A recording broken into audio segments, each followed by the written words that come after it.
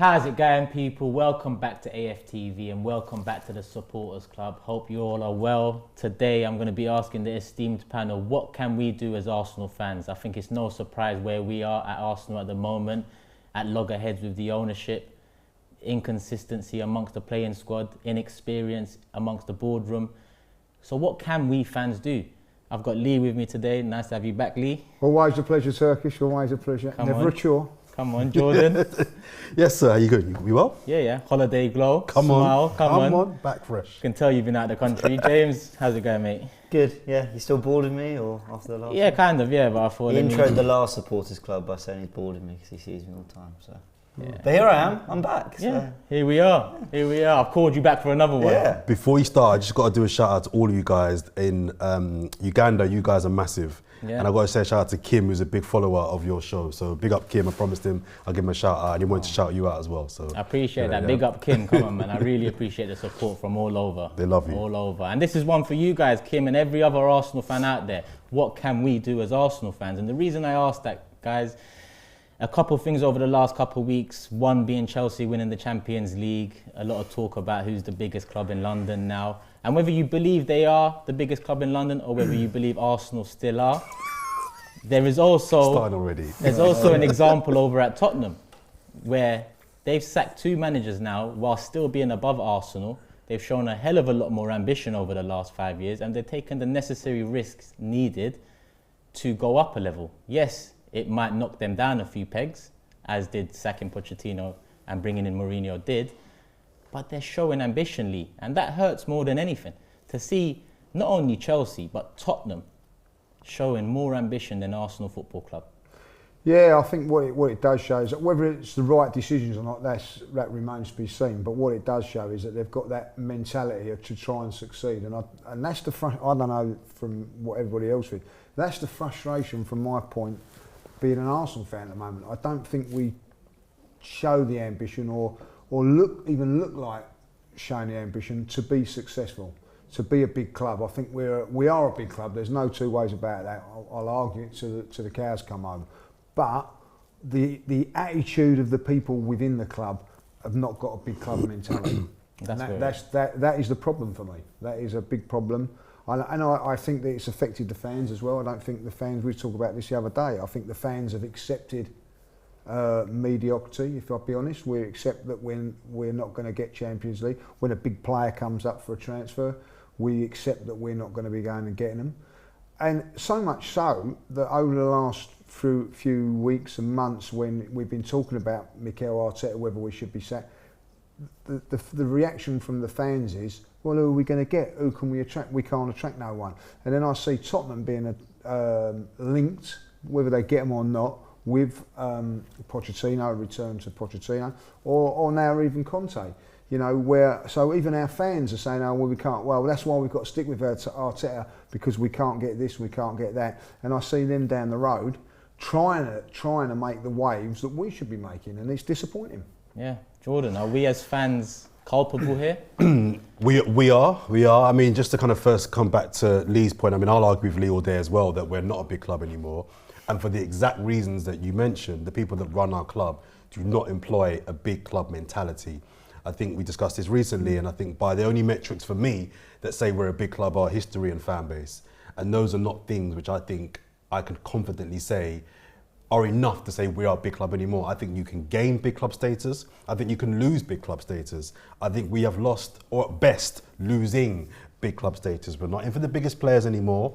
We struggle to keep our best players. Yeah. We're not even in the big competitions to compete for them and win them anymore. That for me is not a big club. And I think the mentality of the people that run Arsenal Football Club is one that is coasting, it's drifting, and that for me in any business is not the sign of someone that wants to run the biggest business or the biggest company of that business in the world. Regarding the fans, where I do agree with Lee, I think the fans have kind of been have been almost drawn into a malaise of just meh and accepting whatever's happening. We almost just accept now we can't get the best managers, the best players in the world anymore. I'm sure we'll come on to later what we can do, but I do think the fans have a role to play. I think that we have to not allow our standards to drop in the way that I think the owners of our club have allowed it to drop. And I think we can do things to ensure that we hold our owners accountable for how they run our football club. This is a business. We love our team. We see it more than a business, but we pay money for a service and a product. Are we getting that service and product? I don't think we are. And that's where I think we will have to use our voices and all the means that we have, which again, we'll go into later, to ensure that we hold these owners accountable to get what it is that we want, or at least attempting. You mentioned that Spurs are a perennial joke. They're just a joke and they'll always be a joke. But at least they're trying. At least they are trying. They always fail, That's the difference but they're between trying. us and United. I'd say us and United were fallen giants. And when you look at the ownership coming in around the same time, the Glazers and the Kroenkes, and you can put down the demise of Man United and Arsenal down to the owners. But they try to get out of the mess they've created. They spend money to get out. They'll sell a player they just bought if they think it wasn't the right purchase. At Arsenal, James, if we buy a player that hasn't worked out over a year or two, they'll be here in 4 or 5 years to come. Should we be worried, James? Because it's not only Chelsea and Tottenham. There's the rest of the big six. This season, we finished 4th placed in London. West Ham obviously finished above us too. Should we be more worried? Can the decline continue? Yeah, because you don't get relegated at 8th. You get relegated at 18th, 19th and 20th. So it can And you get... smile, but it's serious. Well, I'm laughing. I'm smiling because I'm laughing. Because you're not going to cry. You know, it can get worse. Then you're kind of talking the realm of the size of Arsenal and the players we've got. How much worse realistically can it get? I don't know. What was the question? What should we be worried? Because a lot of fans think that where we are now, eighth place a couple of seasons, this is the pits, this is the bottom of the barrel, and essentially the only way is up now. Is it the only way with the current ownership, with the current manager, with the current inexperience throughout? No. Football doesn't give you things. Doesn't matter who you are. It's not. You got to earn it. Look at Leicester. I think. I can't remember what the stat was before the last game of the season, but it was like 69 out of 71 weeks in the top 4 across 2 seasons, and they didn't finish in it once of the 2. You know, you've got to earn it. Till you've got it, you've not got it, essentially. In terms of Arsenal, I always like to say this, that football can change very, very quickly. I think I remember watching Jamie Carragher do some punditry where he said, it's not always as bad as you think. Like, as much as it can get worse. And of course, we talk about the Kroenkes. Is Arteta the right man? Are the players good enough? Things can change very quickly in football. You get the right signings. Say you get Basuma and Buendia and your midfield's fixed. Suddenly, you're not winning 18 games a season. You're winning 22, 23. Maybe scraping to top 4. It could be very little things. Suddenly, Arteta looks a great manager because he's got his players and it's working. Suddenly, Kroenke looks like a great owner because actually he did invest. Only these signings worked. So you're looking at it and go, actually, he's always investing. You know, it can be quite finely balanced in football. Like it can go either way sometimes. Yes, it can get much worse, but it can also get better quite quickly. Yeah. Now, I'm not saying we're going to win the Champions League in 2 years or we're going to win the Premier League next season, because those things do take more of a process. But in terms of going from 8th to 4th, it can change quite quickly. And I think that's the mentality that Arteta and the owners have to have going into the summer, that not all hope is lost. Do some good business, get it done early. And you can get off on the right foot next season. And I remember that Sky show that Carragher did where he said that. Yeah. I think he was more referring to, if you have everything in place right in the background, you're only maybe a couple of players from leaping 3 or 4 places. Yeah. I think that what's wrong with Arsenal is more than just 2 or 3 players. I agree with that. I always bang on, I bore myself to tears about it. It's culture. The culture at Arsenal needs work, needs changing, and that is, you can't address that in one summer window. We've bought, again, I keep saying, I think we've made some good signings over the last 4 or 5 seasons, and they've all bombed at Arsenal because they're coming into a culture that is not right. Of mediocrity. It's a culture of mediocrity. Exactly. So this summer we could buy the 2 or 3 players that we need and be like, okay, let's just pick up 3 names. Basuma, I don't know, give me a right back. Lamptey and Buendia. Yeah. Okay, right. We'll all be like, okay, cool, we've addressed 3 holes that we feel we need to address. 3 good players that should be playing at Arsenal. But if the culture at Arsenal behind the scenes is not right, if the standard is low, those guys will be off in 2 years because they'll be either like, off or part of the furniture, which we've Exactly. seen with a lot of players. Yeah, Exactly. the value will crumble, and We'll ruin them. So I think that there is a lot of work to be done at Arsenal. There is more than just 3 or 4 players. It's about, going back to Lee's point, the owners have to have a mentality of, what are we trying to achieve? Are we trying to be the best in class? I remember hearing about Pep Guardiola talking about when he joined Manchester City. I heard from someone I know that works at City. What he did was, he went to every single person that is employed by City, and he said to them, what your job is really important. To the tea lady, the kit man, the guy that works security, as the players come in the car park. And what he said is, every single body, every single day has to be striving for the best. And it doesn't, from Sergio Aguero to the cleaner. Yeah. Everyone, and that builds a culture of high standards. And it might sound a bit piffy, why does a tea lady have to do a good job? But it means that every single person comes into work that day is striving to push that club forward a bit further forward than they were yesterday. And I fear that at Arsenal, that's not happening. It's, we're Arsenal, Yeah. we're getting decent money, whatever, we can move forward. That is more than just 2 or 3 players we need. That's about setting a standard that comes from the top, that means everybody's got to fall in line. And that's where I fear, that's not one summer. That's 2, 3, 4 years, or a significant change in mentality. And the thing is, it can be done over 2 summers, but it'd require massive ins and outs. And the way I look at it is, if you sign 10 players and they come into a dressing room environment, or let's say they come into an office environment where there's people dossing around, it's an 8-hour shift, people are working 3 of those hours, and the other 4 or 5 hours, smoke breaks, lunch breaks, talking, this and that. 8, 9 of those 10 new employees, those new players, are going to come in and think, oh, this is all right here, I might as well just do what they're doing. Now you'll get 1 or 2 that stand out and think, what the hell have I come into? I need to get out of here quicker than I come in. Sanchez is one of them. I think Fernandes at United would be another example, who's someone who's probably looking around and thinking, well, this is not what I come here for. I came here to win. And you mentioned the cultural overhaul. Arteta mentioned that, Lee. A year in, he mentioned about, my job is not only to, fix the playing staff, my job is to have a cultural overhaul at the club. Now, I agree with Jordan and I agree with Arteta, but is he the right man for this? Well, this is the trouble. I think with Mikel Arteta, I think that the one good thing about it is that he's seen it from as a player, probably in the dressing room when he was under Arsene Wenger, those sort of things starting to ferment, if I'll be honest. He's now gone away and seen what Pep does and how he does it, and then he's come back and he's seen there's slackness. I think slackness in everything. And I think that a little bit of arrogance from everybody, that we're Arsenal, so we can laze about and do these things.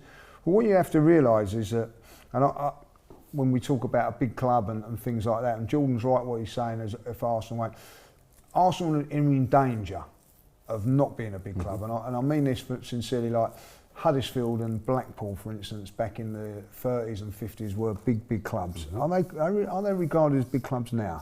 No, because they've slacked off and other teams have taken over. Leeds United in the 70s were a massive football club, winning trophies, massive and all that. Nottingham Forest, even Champions League. Nottingham Forest, Everton. Everton as well. Would you look at them as big clubs? You look at them as big clubs as far as stadiums are concerned and things like that. But ultimately, that is Arsenal in 20 years' time if we don't get our act together. And I think that's a great point that you say. I can go back to when I went to a factory when I was younger. You'd turn around and you'd sit in, the tea break was till 10, 10:30, and at 11:15, everybody's still sitting there and think, well, I'll stay there, do you know what I mean? Exactly. And, it weren't until things changed and someone come in from the top, the manager, that said, right, you're back at 10:30 and you're at 10:30. Things were slacking off. If you love what you do, you might push yourself, but if you're there to earn money, it's just like, Exactly. And I think it's a great thing if you enjoy your job and you want to, like football's different, obviously, but I even if you go to Arsenal or you go to another club and you straight away you want to win things, but ultimately if it gets to a lazy culture, you can still have a great time.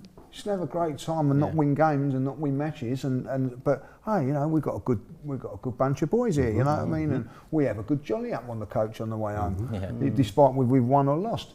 And I think that you've got to get rid of that attitude. I say this and I say it, and it was, Kevin brought this up the other day. I was talking to him. and you've got to get this into your head. When Arsenal were winning things, Arsenal 4-0 up, I think it was at Ipswich, they conceded a last-minute goal, and they're having to be pulled apart in the dressing room because they've conceded a goal. Yeah. But they've won the game 4-1. Does it really matter? You know, you take it. But no, why? Because they were standards. We've conceded a goal now, and they're blaming each other or whatever. That's the cult. You know, there's an acceptance now. If we concede goals, oh well. Yeah. And you know, so I as much as I say that you're right, it does start from the top, but it's also you've got to start somewhere. And you've got to start getting in the right players with the right attitude and the right culture. And then I think the fans may change as well, because you see that. I think, is Kieran Tierney the best left back? Yeah, is he the best left back we've ever seen at Arsenal? No. Is he the best player at Arsenal over the last... But everybody seems to be taking to him now, because he's the culture and of what we as fans want. Yeah. Yeah, 100%. Do you know what I feel sorry for? Sorry, Turkish. No, I feel sorry for Thomas Partey. Because he's turned up at Arsenal and he must be thinking, what the hell is going on here? I've just come from a manager that demands the best. Everything. He wasn't winning trophies every single season, but there was an expectation that we are going to push Barcelona and Real Madrid every single season. He leaves Atletico Madrid, they win the league. Yeah. I really feel for him. Well, look at Pepe and Gabriel. Lille just won the league. Yeah. We signed Pepe and Gabriel. They Lille was just won the thinking, league. what the hell am I doing here? On the point you two raised, and I'm going to ask James first, it's something that I've raised before, and you'll get a common clap back or response saying you don't really know what's going on in the dressing room. But listen, since the Invincibles, I don't believe Arsenal have any legends. People will argue, and I've heard names here and there, but there's been players close to that status, and they've let themselves down one way or another. That's Van Persie. But Van Persie's come out and highlighted exactly what Lee and Jordan have just said, in terms of he went to talk to the board about ambition and they showed him the bottom line, the figures, the money. And then you got Fabregas, who said after a loss he'd be on a coach and feel like there's only 2-3 winners around. Now, it's one thing us saying it, but I think it's another thing people that were in and around all of this saying it. So James, how much do you think the dressing room mentality, atmosphere plays a part in where we are now? Is it something that Kroenke wants? The lack of ambition from the playing staff? The happiness just to be here? No, I don't think Kroenke wants anything. I genuinely don't think he even cares enough in that way. I don't think. So it's a reflection. The dressing room is a reflection of the ownership. Yeah, I don't think it's sort of like by design, like, you know, just keep it ticking, make some money, we're happy. I think it's he owns it and he hopes for the best, but he's not willing to do any work to make it any better than it is. I think it's really hard to break down. Where would you say this mentality started? Would you say it's ever since the Invincibles? Because then you're talking about when we moved into the Emirates. But then I don't want to be harsh on Wenger. You know, the guy had to pay a stadium debt and keep us competitive, and he did for a very long time. Yeah. You know, you hear about the Bellerin quotes about Sanchez. You know, Sanchez wanted to win too much. We've touched on that before. His Anfield quotes this season about everyone loses at Anfield. Yeah, right. Things like that. I always think we talk about managers a lot, and rightly so, because we see what massive difference the right manager can make. And I'm still yet to. I think jury's out on Arteta still. What his kind of is he the guy who's got that right winning mentality yet? Because he talks a good game. Yeah. We've not really seen it, but then you could put that down to other things rather than mentality. And he did win an FA Cup, so you know there's that. But I think sometimes the players got to find a bit of self-motivation themselves. You know, Aubameyang signed a 3-year contract, which we loved. Great, we all wanted him to stay. But why did he sign that? Because I was under the impression he signed that because he was promised big signings, big investment. He was going to finally realise everything he wanted to achieve in his career here at Arsenal by signing on.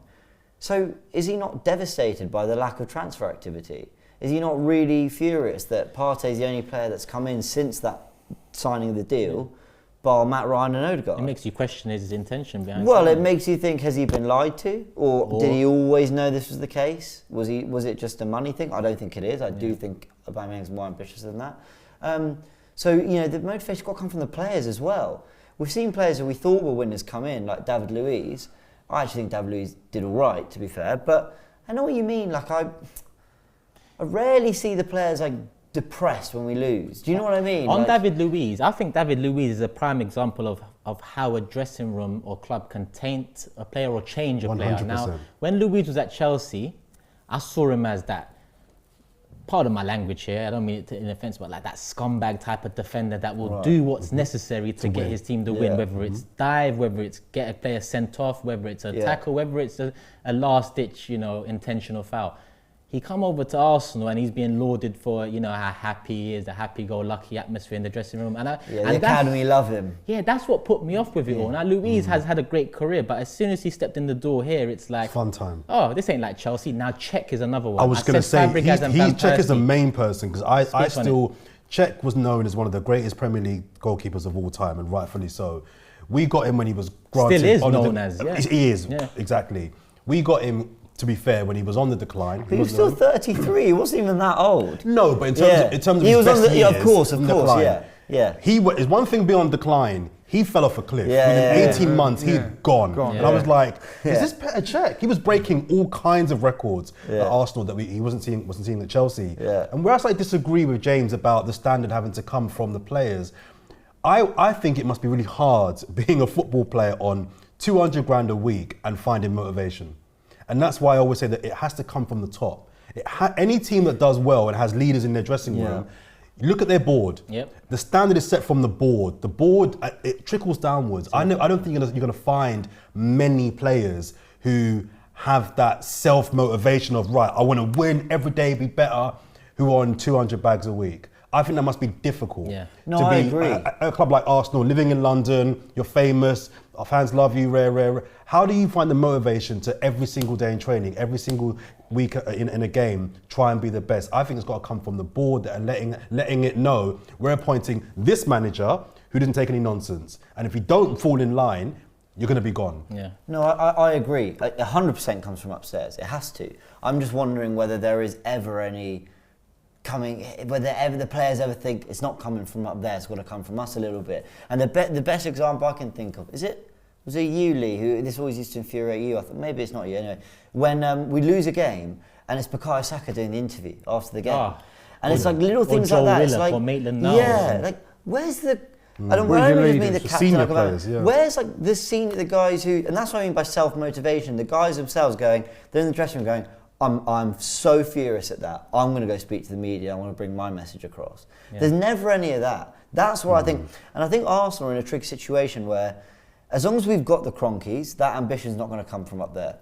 I do, the risk of angering Turkish, I do think Josh is trying in some... he's not very good. I know. No, I think Josh... No, he's his first name. I know. I want to say Yeah. I'm going to be thrown out. By trying, I think he's trying, fighting tooth and nail to make Arsenal great. I think he's trying to look like he's involved. I just think he's a bit clueless. I think he genuinely just doesn't know what he's doing.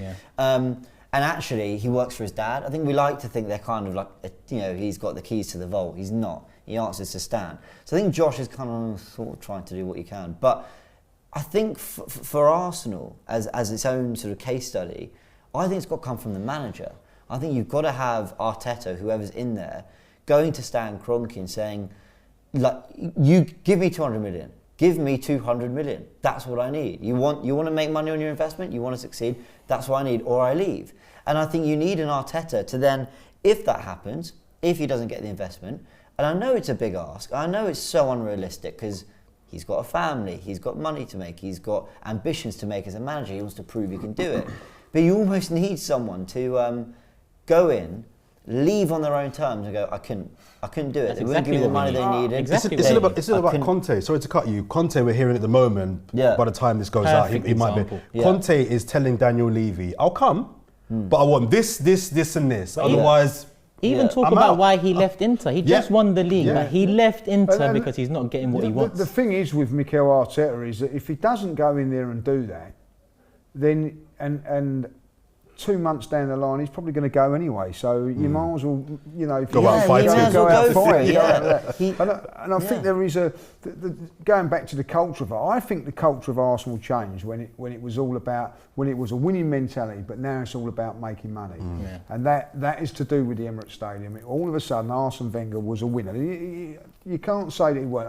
I've watched Arsene Wenger, And I love it when people say, "Oh, he's a bad loser." Yeah, that's what a winner, a good That's what I winner want, is a bad loser. Let's just get this right, and you know. And he was then all of a sudden it was all about money, getting enough money, getting into the top four, the culture of Arsenal Football Club changed, and I still think that we're suffering because of that, because it's now all about money. If we get top four, we're all right, lads. You know what I mean? Like, oh, right. If we get Europe, we're all right, lads. Now I don't know where it goes. If I was an Arsenal player now, I'd be embarrassed.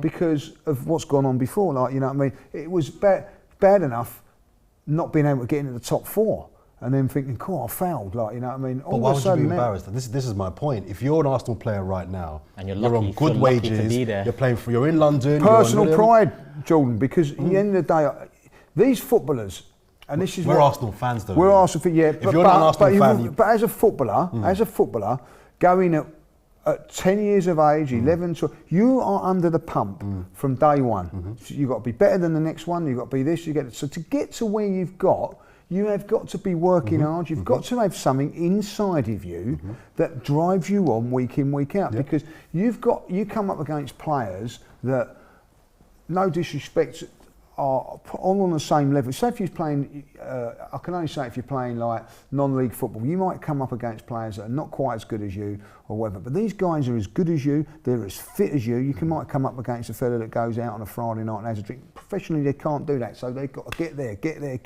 And they get there, and all of a sudden they go to Arsenal and think, all right, well, that's it now.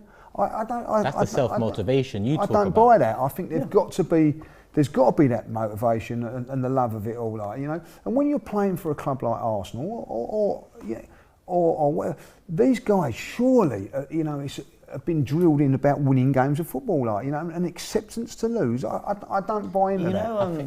Sorry. You know when Chelsea lifted the Champions League trophy? That hurts. Right. I don't know how else to explain it other than if I were the owner of Arsenal, the minute I saw that trophy being lifted, I'd have just thrown in a £40 million bid for Buendia. I'd have been reckless. That's it. Just something. Because that's on the basis, sorry to cut you, on that they care. We're all assuming Stan Kroenke cares about. No, that's Arsenal. what I'm saying. So he doesn't care. That's what I'm saying. If I actually the Arsenal fan was the owner, I'd have done that because I agree with you because it hurt and I'd have been like this. You know this. It's like my brother, a little shout out to him. He used to do this thing when Arsenal would lose a match, he'd go on FIFA and like replay that game himself till he won because he was just like it just angered him. And I don't think we have that in the club. That idea of like seeing everyone else achieve what we believe we should be achieving hurts. It doesn't hurt them, and that's the problem. It doesn't hurt them. Yeah. It doesn't bother them. So how can we expect them to address it? They're not going to address it. And the thing is, there's so many little things they could have done, not only over the past 10 years, but over the past 2 years that would have put them in a better light. And now you said what you would do in a situation where Chelsea won the Champions League. Now, Josh came out a few weeks, previous to the season finishing. He said he's going to engage more, talk to the fans more. Now, we finished the season at Villarreal in the semi-final, finishing 8th, no club statement. Now, when Arteta came in, if it was a cultural overhaul that was necessary, if the board and ownership came out and said, listen, over the last 10 years, we've dramatically declined. We understand that, we feel that, and we're sorry for that. We're putting in a man in place that we believe in. Now, I don't believe in Arteta. I don't believe he should be given that responsibility off the back of nothing. Yeah, we gave Wenger that responsibility, and even Wenger, with all his credentials and everything he'd done at the club, couldn't do it with the self-sustaining model. Now, that's little things that cost nothing, that the owners can do to show that, not even that they care, to show that they're aware that the fans want engagement. But let me challenge that, because and especially you, I wonder if that had happened, you might have gone the other way and been like, stuff your statement. Yeah, I would have. Stuff your words. We want action. So I wonder if a statement at the end of the season that said something like that would have infuriated the fan base more than saying nothing. Just to play devil's advocate. I wonder if it actually would have appeased the fan. It probably would have. Do you know what I mean? Yeah. Make a statement. What you're saying is make a statement in the transfer. Action. Yeah. I wonder if a letter or a tweet would have... It is time for action, isn't it? Talk is cheap. Stick your statement. Stick your talk. I agree. Yeah, like without that, I want to see proper actions from the board going forward. Like, I'm no good. So it's even with Arteta going, I need this and need that.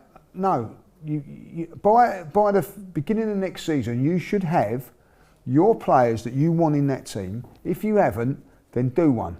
No, I agree, 100%. For his own personal pride. Yeah. Do you know what's funny about Arteta? And we were defending him on Talk is Cheap earlier. I actually think if he leaves, I actually still think some decent clubs would pick him up. I think an Everton might give him a job, or a Villa, or or maybe some across a Valencia or so. And generally, I actually think Rangers even. No, but in all seriousness, I actually think he'd get some decent jobs still. And I think he's in a position where, I'm just repeating myself now really, but where he's got to say, if he's not got what he wants by the end of this summer, he walks. Yeah. Because it's not even worth it for him. It goes back to the self-pride. Forget the players for a sec. As a manager, if you believe in yourself and you're not given the tools, then do you... And you mentioned money, and you mentioned obviously priorities, but like you said, Arteta, whether he goes out and his shield and puts the Kroenkes out to dry, he will make money in his next job, whether it's a coach, assistant, manager, scout, I don't care. He'll make But money. is the reason maybe why he's not doing what you're suggesting is because he too, like the playing squad, are comfortable?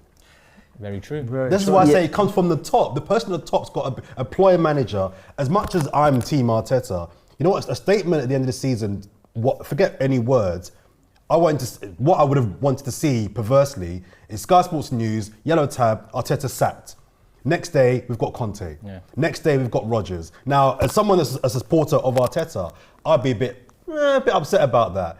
But at least it would show me that the board, they're setting new standards. We're not talking anymore. We're not negotiating. We might get so-and-so. It's done. Yeah. That is a statement for me. That's from the top. The board saying, we're going in a different direction, and we're gonna go to win now, and we've secured Rodgers. Yeah. We're not talking to him. We've secured him. It costs us a lot of money, but we want to win now. That is what Action. I think. Yeah, from the top, and I think the players and the managers, they're all just puppets from the overall master, if you like. Yeah. It's got to come from the top. So I just wonder if the reason why Arteta isn't doing what you're saying is because he too, like the players, it's maybe a bit like, I'm all right here. It might be. I'm all right. You might think I'm never going to get a bigger job Yeah, than this. I'm at Arsenal. I'll take what I can, and if I walk, I don't get my payment. I'd rather get sacked. It might be all that, but in my life, in the professional environments I've worked in, I've learned over the years that listen, it's a lot easier to manage downwards than it is to manage upwards, and that's what we need a manager to come and do. And some of the names I mentioned when Wenger was eventually let go, when Emery was sacked, as Simeone for me is someone that would manage upwards as much as he'd manage downwards, because he'd demand as much from above as he would from below him. So that's what we need. But I do want to bring it back to the question on hand, and I want to gauge each of your responses first. Let's start with you, Lee. As fans, what can we do? Whether it's something small, whether it's something big. We've seen us protest. We've seen other initiatives come about regarding merchandise, TV and all that. What can we do in your eyes? It's a very difficult one, because you get the fans come on and I understand what they're saying. They say, well, don't go, give up your season ticket, right? Okay, well, if I give up my season ticket, there's going to be someone else that's going to come along and take that season ticket. Then they say to you, well, don't go to the games. Spend the money, but don't go to the games. So that's fine. I could go along with that. But then that means then that the fan that is not going to games, you've then got to not subscribe to Sky, and you can't watch it neither. You know what I mean? And culturally go on and go on. It's no good me giving up my season ticket and then going and watching it on Sky, because it's still the same thing. So I don't think that works. What I think will work, and I've said this all along, is that I don't know how many years Stan's been at the club. Say he's been at the club 12 years. I don't know if he's... So at the 12th minute of the game, or the 12th minute at the end of the game, so whatever it is, 78th minute, if I work that out quite, everybody walks out. Yeah. And I mean everybody walks out. Or 49th minute, 49. For whatever, you say to yourself, right, and everybody that walks out. Now, if you're sitting there as a fan and... say in your block, everybody walks out and you're sitting there, you're going to look silly, aren't you? So you're going to have to follow the crowd and go. And even though you probably don't want to, but it makes a statement. Now, I go back to Liverpool. I think it was like, how much they were, £70 they were paying for ticket. And at 70th minute, they walked out. They weren't having it. And they weren't having it. Has it done them any was it been detrimental to them? Not at all, because they've gone on to do things there. So they're the sort of things that you can do. That actually worked for them. It worked 2 for weeks them. after the tickets came down. And it didn't affect the club, because they went on to win the Champions League, and then they've gone on to win the title. So I think that something like that should be done, or could be done. I'm sorry, but they had a manager there within his first few months in charge, challenging above. So everyone that tells me Arteta has to talk like this about his employer, Klopp came in and tackled the financial aspect. He did. I don't think, and I don't mean this nastily to Arteta, he's not got that clout. Yeah. Arsene Wenger had that clout to do that, and he chose not to. And that was the one thing that really upset me Killed about me, Arsene. Yeah, he sort of backed the money men instead of the fans. So we're going to have to do this on our own.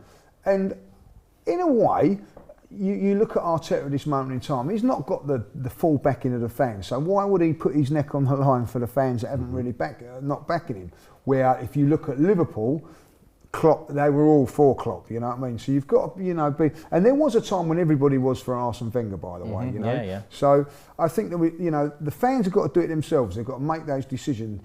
I don't mean to be... Like the first protest everybody goes to, the second one it pours down with rain, people don't go. I'm not criticising that, that's what happens. But that's what something you've got to do, and get behind it. The trouble with Arsenal at the moment, you've got too many groups and too many egos that turn around and go, oh, I want to do this, I want to do this, and I want to do that. You've got to come together. And do you know what? It doesn't matter whose idea it is. It doesn't matter who, as long as you're doing the right thing for what you as a fan base feel.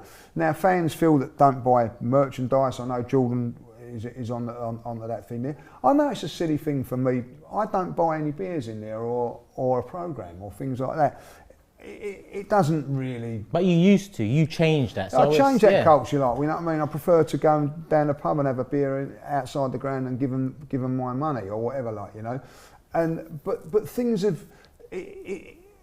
everybody's doing different things, you know what I mean? Instead of going, right, okay. It would be fantastic. If you think about it, they launched that lovely yellow shirt at the moment. By the way, it is lovely. Let's get that right. Nice. But if they went in, they launched it, and on that day, not one single person bought that, it would be a statement, wouldn't it? Yeah. But unfortunately, that's not going to happen. Yeah.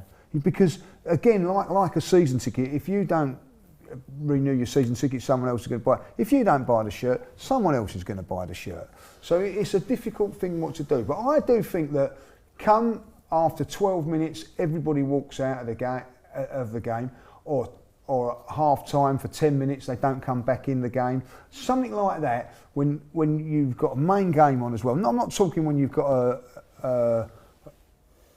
with all due respect. Caribou Cup first round game. I'm talking about now. I was going to say European Conference game. Can't even say that, can I? But one of the main games, one of the big games. When you're playing Man City, you're playing Man United. The whole ground empties. North London derby. You know what I mean? North London derby would be a would be a test. Yeah. But I tell you what, if you did do it in the North London derby, it was a massive statement when you come out and there's only Spurs fans there. That would be a massive thing. But I would maybe not do the Spurs game, but go down to Man City, Man United. But it would, all the cameras there. None of the fans have come back. But that's telling you that the fans are not happy. Yeah. Not happy with the way our football club's being run, and we're not happy with the way it's being run, are we?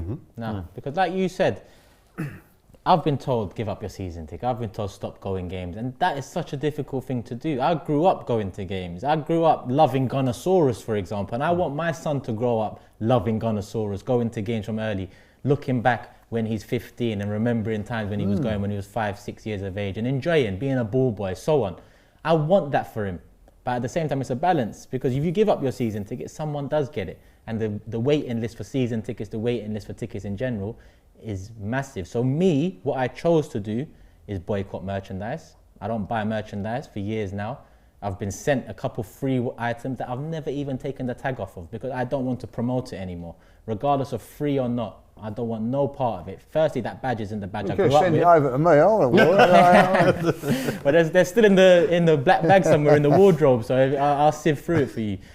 I've also unsubscribed from Sky and BT. The last 4 years I use DTV box. That works for me, So there's things that I have been able to do. I don't buy beers and food in the stadium. I don't buy programs. That's what I can do. I can't give up my season ticket or games, but I can walk out. Now, last February, when Liverpool were on course to do an invincible season, I remember one of my interviews, I said, we play Liverpool with 2-3 games left of this season. 49th minute, let's walk out, to indicate that regardless if they're doing it or not doing it, we've had enough. But obviously lockdown came, COVID came, and that was pretty much it for that. But the backlash I received for even insinuating a walkout 3 games to the end of the season was, but we might still be fighting for Europa League. We might still be fighting for top 5, 6. And I asked myself, is this what you want? Or do you want in a couple of years to be actually fighting for top 1 in the league? Are you happy with just this, or do you want that? Because you're going to need to take some risks, some L's. Jordan, I know you want to say something. Yeah, no, I had a girlfriend about 10 years ago. We're talking about Arsenal now. No, I'm going somewhere with it. Just Listen, Julian's already told me about his ex-wife. Your next corner still. That just got me thinking about this, and I was very generous to her. I was a great boyfriend. She mugged me off. She was an absolute B to me. She mugged me off, and I kept trying to be with her, kept trying to go out with her, trying to get her back. She mugged me off. Arsenal fans, I know, it's like a cancer. I feel like a group hug now. Arsenal fans are mean. I was the fool. Yeah. I was the fool. Yeah. All my friends were saying to me, she's an idiot. She's mugging you off, but when you love somebody, it messes up your head. Yeah. And what's happening is the Arsenal, I'm with you, and as Leah mentioned earlier, I don't buy Arsenal merchandise anymore. I don't subscribe to Sky, BT. I don't buy stuff anymore because I refuse to be mugged off anymore. Yeah. I'm not giving you any more of my money. And I that's my choice. But I understand why some Arsenal fans do, because we love our club. Yeah. It's a love that messes up your head. And the same way that I was getting mugged off, you lot are getting mugged off. But I understand why. I think the only way, I like the idea of walking out, because the one thing that multi-corporations and £1 million and £1 billion companies, one thing they hate more than losing money is bad PR. Yeah. It's bad PR. Any corporation, they'd rather lose money than be associated with something that doesn't look good. And walking out of the stadium at whatever minute, empty grounds, is a bad look PR-wise for Arsenal Football Club. So I would endorse something along those lines. But the one thing Arsenal fans I think need to do, they won't do for reasons that Lee's explained. They need to stop going to games, stop buying the shirts, stop spending money with the club. Because if I'm Stan Kroenke, I'm laughing at all you guys. I'm laughing. And you know what's mad? I don't care about Arsenal, and you're just paying me more money. I'd rather pay for. I'd be honest with you. I'd rather pay for my ticket, season ticket, and not go than give that up. Because I still hope, even me who's banged on about this drum for years and who's actually got no hope left in me, I still want that, because one day you're gonna need that. I might come back in and we lift something worthwhile. I get it. Do you know what I mean? But that analogy was a great one, because it does. It was a great one. It wasn't it? I relate to it. I was a fool. I was an absolute idiot. And after games, you feel. You feel dirty. You feel like you've been cheated. Yeah. You do feel like that, you know. As an Arsenal fan, it feels like every week I'm the one picking up the soap in the shower in jail. Basically, that's what it feels like. Every week I'm picking up soap in the shower. I'm in jail. But I've got to a point. You know what happens next. 100. And that's how I feel. And that's get clean. Hopefully you get clean. I don't know about that. I don't think that's top of the list. I'm hoping it is. But I'm like you. I decided about 2 years ago, I'm not being mugged off anymore. I'm not being mugged off anymore. I just can't do it to myself anymore. I watch my team at the pub or a friend's house, but I'm not spending any. I work too hard for my money. And it's funny, me and you message each other a lot after games, because we've got a similar level of reality. I love my team, but I can't be a part of the madness anymore. I just can't. Being changing the subject slightly, I'm not in love with Arsenal like I used to be. Nah. Yeah, same. I'll still go to the games and whatever, but I had more passion for it in the 80s and 90s and so far. I followed Arsenal when they weren't winning things to when they were winning things, and I've just had so much back. But this current regime and the way the club's being run at the moment, I'm falling out of love with Arsenal Football Club. And I think you make a good point. I think it's important to note to viewers that this isn't because we're not winning trophies. There's this perception that we're spoiled because we're only upset because we're not winning trophies. Yeah. We weren't winning trophies during what was the year of Nazari and Denilson? No. We wasn't winning trophies then, but we were playing good football. Yeah. We were the team that was And we had known players as... that were wanted. Exactly. We were known as a team that, Arsenal play the best football in the league, but when it comes to the real last hurdle, they'll bottle it. Yeah. But we played good football. I would take that right now. We're up there. I would take that right now. It's not about not winning, it's about not trying. That's exactly Give me a it. team that I want to watch. Because even if you try, you're not guaranteed to win. And I'm not saying I don't feel entitled enough to win. No divine right to win titles. Just give me a team You've that I got a can divine watch. right to try Yeah. and take the risks. You've got, you know, when you look about winning trophies, let's be honest about it. You know, when you look at winning the title, you've got Chelsea and Manchester City spending millions and millions. Only one of them's not going to win. Exactly. So even all the money that they're spending, they're not going to win. Then you've got the Man Uniteds after that and the Arsenal. There's no divine right that Arsenal will ever win the league again, in my opinion. I don't think, you know, that it's a tough thing to ask. But what you want is that hope of maybe winning it. Yeah. That's even maybe has been taken out of the equation now. And I think that even when I go back to when you say about the Nazaris and the Fabregas playing, there was hope. There was hope, yeah. But that's gone now, and it's not because of winning trophies. The way the club's being run, let's be honest about it. Like, you know, it's like, I love the girlfriend and you know way as well. Like Still you know, every day she's asking for a new dress, isn't she? Like they are Take me here, giving you take the me new there. tracksuit tops and the warm-up tops and every time, like, you know. And then you go in the bed in a spare room. Totally. Yeah. You know what I mean? Totally. It ain't on, James, It's is not it? It ain't on, like, They just brought out trainers for the new shirt today. Well, no, can you believe Yellow that? trainers, £85. yeah. I should order them. Does I'll you? carry you out that shop. there you James, So she wants new shoes now. It like, does. yeah, I mean, there you Mine go. did. So this is what I'm saying, and you're not getting, you know, and you think, come on, Give me something. give me something. new shoes, but the toes are just fucked and you're just hiding it all. Even a look through the shower or something. Give me a look, like, you know what I mean, like, yeah. Do you know what I mean? Leave the You two door are getting open, lost. Jordan. Like, do you know? Give me something. You two are getting a lot off your chest today, aren't you? Trying to hold on to. Yeah. Great counselling session, this. I feel it's better already. I do feel therapy. better. I do feel better. The support was therapy. I think that's what we need to change it to. James, we haven't heard from you in terms of your perspective on what we can do as Arsenal fans. You guys have touched on it perfectly. I kind of think it's a standards thing as well. I think this summer, or this season more than any other, Arsenal fans I'm seeing a lot more of them go, wow, you know, 6th, if we'd finished 6th, I might have been all right with that. And people are starting to clock, like, that's not good. Yeah. You know, I think people are starting to realise that how far their standards have fallen, because when we weren't challenging for the title, or sorry, actually let's go back a step forward, step before. We weren't winning the title, but we're challenging and we've not got the money in the Emirates and all that. And then it was, well, we're not challenging, but, you know, top 4 comfortably. You know, Chelsea didn't get it, Spurs didn't get it, Liverpool didn't get it. Look how well we're doing. Yeah. And then it was, well, Wenger's fallen out the top 4, but we just won the FA Cup, so we'll give him one more year. And then it's, well, it's Emery's first season, so it doesn't matter if we don't get top 4. And then it's Emery's second season, it's not Arteta's fault. Yeah. There's always something. Always. There's always a reason why the decline has been justified, why there's always been something. And look, a lot of that context is relevant. As fans, you want to be fair. You want to be fair, and it's definitely worth talking about and exploring. But I think Arsenal fans this summer, or at the end of this season especially, have got to a point where they're thinking, you know, wow, what are we saying here? You know, we did Talk Is Cheap with Laurie, and he said, what do you expect of Arsenal? And I said, well, my target's top 4, but realistically, I expect 6th. But I only expect 6th because of what I've seen from the Cronkies, from Arteta, from everyone. Even 6th is generous, really. Yeah. So it's about, I think, all of us just not lowering our standards. And I think the best example I can give is, I know we did a video here on AFTV about Thomas Partey, the music video, and look, that was great. You know, what a way to welcome a signing. I don't think there's any wrong in that. But if you look at it from a more macro level, a lot of people were happy that we'd signed Thomas Partey, and he was going to be the guy who carried us into the top 4. And there was some section of fans saying, great, but that's not enough. And I remember the day we signed Thomas Partey, I looked at the fact that we had 10 more days of the domestic window to go sign Buendia or Benrahma. I said, right, we've missed our opportunity in Europe, let's look what we could do domestically. I think we've got to just have a better standard of what the club need to do in the summers and what we need to expect of the results, what we need to expect of the performances.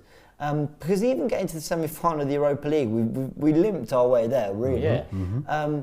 So I think the best thing, because I don't want to tell people, don't buy the shirt. I'm going to buy the shirt. Of course, it's a nice shirt. I'm an Arsenal fan. I'm going to buy the shirt one day. I haven't yet because I'm still kind of angry at the club and I want to see what happens in summer, but I will buy it one day because I like it. And I'm an Arsenal fan. And I'll go to and I can go to the games that I can go to. But the best thing I feel I can do is hold my club to a higher standard when I'm doing these shows and there's 20, 30, 50,000 people who watch it or whatever. Thank you, by the way, for tuning in. It's for me to try and hold a higher standard. I know a lot of people will be saying, yeah, but you're defending Arteta. I just like to give context to things. But I definitely think that's the best thing we can do. Top 4 or you're out. And I think that's being kind. So, yeah. What James has said there is just great. It just reminds me of back in 2003, coming out of the Millennium Stadium. We'd just beaten Southampton 1-0 in the FA Cup. And me and my dad, God rest him, sitting on the coach on the way home. I said, I'm disappointed. Because we should have won the league last week against Leeds when we lost to Leeds. It wasn't enough. Standards from then, I'd love to go back to that now. Do you know what I mean? 3 games off it. Yeah, I'm sitting here thinking, what a great day. You know what I mean? Now, we got back on the coach. We won the FA Cup, but we didn't feel it was great to win it and all that. But there was something in this, and I remember sitting with Dad going, he said, I'm disappointed and all that. I go back to that day now because the standards, that was the standards we were set. Doubles, we was after doubles. Now we're talking about top 4 or getting into the top 8. Yeah. The standards of the football club, 2003 ain't that long ago. No. For the team to completely change its culture from everything. And that's the fans as well, because you've got the younger generation like James now saying, I'll be happy with top 4. Yeah. I was disappointed we won the FA Cup. But against Hull, look at when we was all going mad about that. And listen, we've had some great FA Cup experiences along the line, and we're taking FA Cup now. But 2003, I'm just letting you know how it was. We was disappointed. It's a fine balance, right? Because let's take Man United, right? Man United fans, how should they be feeling this year? There's kind of 2 schools of thought. Really disappointed because they didn't win the league and they didn't win a trophy, or really happy because they finished second. The answer's somewhere in between. You say, I'm happy with the team, they progressed, they got better this year, they took a step forward, but I'm not overjoyed massively. But, I'm not, singing and dancing about it because ultimately it's still not where we want to be. But their fans are angrier than us. Well, some are for sure. There's a balance in there, and I think Arsenal need to be realistic about what our owner's going to do, knowing his track record and his history. And as we've seen our kind of standards crumble, we build them back up. It's not fair to say to Arsenal, you've got to win the league next year, or you've got to challenge. If you don't challenge for the title, then, Arteta out. That's not fair, that's not realistic. But there's a fine balance between holding, the right standards, but also acknowledging where the club are. And you see it build, and there's no better example than Klopp and Liverpool in the way that just year on year you saw them improving. You saw an instant improvement in the football, in the philosophy, in the style, but year on year you thought they're getting better, they're going to get there, until they got 98, 97 points, a Champions League, a Premier League title, a Super Cup, there was a Europa League final in between all that. So, Liverpool fans' standards wouldn't have been, for Jurgen Klopp's first full season, win the league. It wouldn't have been that. But now they're there. So I think it's about... It's been, 15 years since won the title, right? About 15 years? 17. 17 years, right. Christ. It's conceivable it could be another decade before we win the title. Definitely. Yeah. It could be another 10 years because Stan Kroenke owns a club, and you'd think that even if he, relinquishes control, it's going to be Son. So under this current ownership, it could be another decade before Arsenal Football Club lift the Premier League again. If they ever will. If ever again. Because, you're saying, and it's a great point, because Manchester City, as good as they are, they're going to invest. Yeah. They're going to improve. Yeah. They're not going away. No. And Chelsea, as you know, we might talk about in a second, they're not going to go away neither. So these two teams are probably going to battle it out many a time. You know, Man United, ourselves, and Liverpool, they're going to find it very, very tough getting over. You're not getting over one. So one team, like Liverpool had a bad season this season. But Manchester City are there. Yep. Manchester City had a bad season last season, like Liverpool got it. But Chelsea will not. They had the ban, didn't they? Yeah. So they're not going to be like that again. No. Chelsea are looking at it now. The Champions League, the champions of Europe. They're looking to go out and buy on a centre forward, and they're going to go and spend money on this and that. Champions League. They're Manchester City champions. They're looking to buy Harry Kane. Blah, blah, blah. Arsenal, 8th in the league. And on that point as well, Lee, Leicester City, if I'm the Leicester owners, my expectation for Brendan Rodgers is 4th minimum. Now, yeah. I'm setting new standards now for Leicester. If I'm Leicester, I'm looking at Spurs and Arsenal and thinking, they're not serious. Yeah, this is our they time. are not serious. We could be the next biggest team after... We are serious, yeah. We are serious. And they've shown the last 2 or 3 years, they're not a big club, and I'm not going to put them above us just yet. But the last 2 or 3 years show me that they are trying to be a serious club. And if I'm the owners of Leicester City, I'm setting new standards. Yeah, goals change. Top 4 is the target now. Yeah. Every year, top 4. If you miss out on top 4, you better come 5th. Yeah. 5th we'll accept 5th. We're aiming for 4th. Yeah. And that for me is a worry for Arsenal because, like I said, on this new ownership, evidence just looks like there's no measuring points. It's not we'll have a project, but no, milestones in between to manage how it's actually going in the direction and the pace it's moving forward. And Jordan makes a great point there. If you say like you've got now, it's bad enough with Chelsea and Man City doing what they're doing, but you say now Leicester are coming through. Everton have got, whether you think they're right or wrong what's going on there at the moment, they've got the ambition to become. They want to. They're trying. They're more ambitious than us. I watched Everton last time. We actually come above them at the end of it. But ultimately, they've shown more ambition and more drive than what we have. And that's probably a little bit frustrating. These clubs like Leicester and Everton and Tottenham are going to have to bring these into it, are striving to try and do it. And we are doing nothing, and we're still in and around them. We're just drifting. So we're drifting. So it's somewhere along the line, if we were to get the ball by the horns and really do it properly, we could be one of those. Right. Can I ask you guys Villa something? and West Ham as well. In the next 2 or 3 years, if they get their acts together, they could be saying we want to be a top 8 club minimum. Yeah. Do you know what I mean? Yeah. Let's make this the last question before we wrap up. Yeah. So we've had the season we've had, and Stan Kroenke looks at Arteta and keeps him in the job. There's 2 ways to interpret that, which is you don't care, you're happy with this, that's good enough for you. So Arteta stays. Or, and I know I'm being very optimistic here, or forget Stan actually, it's more likely Josh.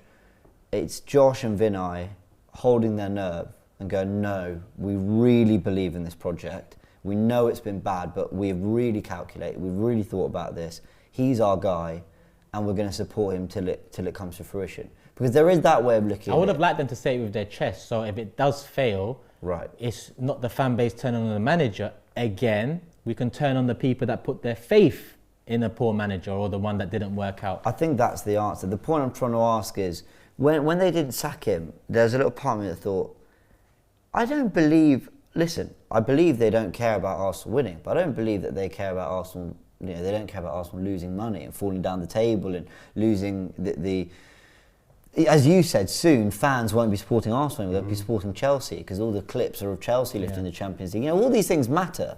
So I wonder whether I'm thinking, just part of me goes, maybe they've kept him because they're so convinced that he's the guy. Well, they was convinced with Wenger and they flopped that. They was convinced with Emery and they flopped that. Now, I don't know if they ever were convinced by Emery. I think that was Gazidis, And just briefly to add on to that point there as well, they were convinced by Gazidis though. Yeah, they left him in charge for 2 years. Yeah, they were. If I'm to grab onto any kind of hope, and I'm proper clutching here, they've not long owned the club outright completely. So maybe now they own the club outright completely off the back of the Super League debacle and seeing the fan response. They may think this is the summer. I'm clutching. This is the summer. We shouldn't always just be sitting This is the summer, and we're going to go for it now. I don't think you're clutching. I think that you're right what you're saying. We've brought in some good players. We've brought in Partey, we've brought in Gabriel. They've cut contracts as well, paid them brought in off. Tierney, 25 million. They've done some stuff there, like, you know. Ultimately, like, just, you know, if they were to bring in a few players, might have, look at, I'll make this as an example, Newcastle. Steve Bruce was really struggling. As soon as he got his players back in, his injured players back in, look how they've gone up. And one or two signings, and they've kicked on. What I'm saying is, if and I you know, and we are clutching it, if Arsenal do bring in a couple of players that they need, and then Arteta's got the players that he wants and he feels that he's got, we could be the team that pushes on and all that, and they do believe in it. To answer, if he is the cheap option, we won't get much activity done in the summer, and you'll know the answer.